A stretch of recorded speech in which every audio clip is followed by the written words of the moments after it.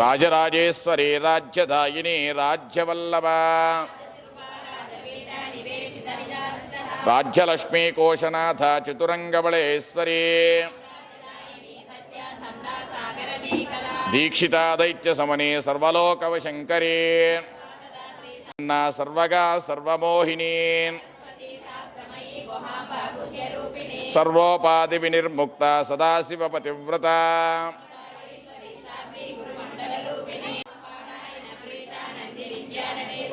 మిథ్యా జగదధిష్టాన ముక్తిదా ముక్తిరూపిణి భవదావసుదా వృష్టి పాపారణ్యదవానలాన్ భాగ్యాబ్దిచంద్రికా భక్త చిత్త కేకీ ఘన ఘన స్వర్గాపవర్గదా శుద్ధా జపా పుష్పనిభాకృతి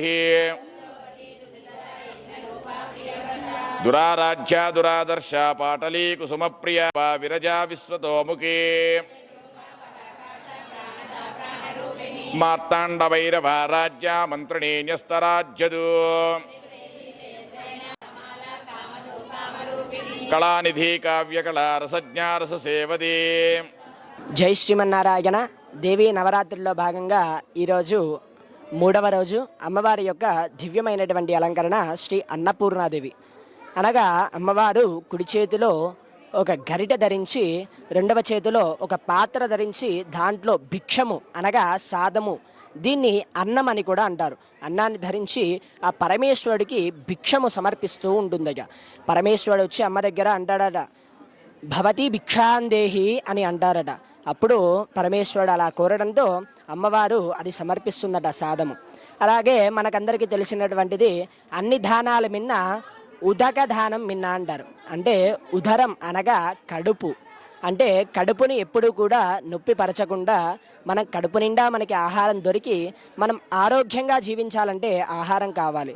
అలా అటువంటి లోటు లేకుండా అమ్మవారు తీర్చడానికి ఈరోజు అన్నపూర్ణాదేవిగా అవతరించి మనల్ని అందరినీ ఆశీర్వదించడానికి వచ్చారు. కావున ఈ దసరా నవరాత్రిలో భాగంగా ఆ అన్నపూర్ణాదేవి యొక్క అనుగ్రహం మన అందరికీ ఉండాలి అని కోరుకుంటూ జై శ్రీమన్నారాయణ. జై శ్రీమన్నారాయణ. దేవీ శరన్నవరాత్రి మహోత్సవాల్లో ఈరోజు అమ్మవారి యొక్క దివ్యమైనటువంటి అలంకారం అన్నపూర్ణాదేవి. సకలమైనటువంటి జీవరాశులందరికీ కూడా అన్నాన్ని, ఆ యొక్క ప్రసాదాన్ని, అన్నప్రసాదాన్ని ప్రతి ఒక్క జీవరాశికి కూడా అందించేటువంటి మాత ఆ యొక్క అన్నపూర్ణాదేవి.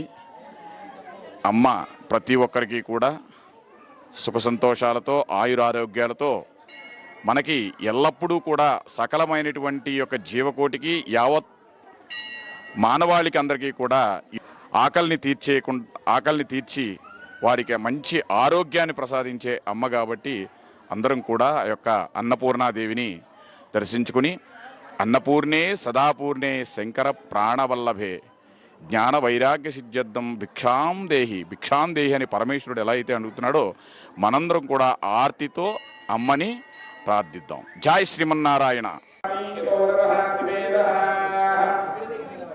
సరః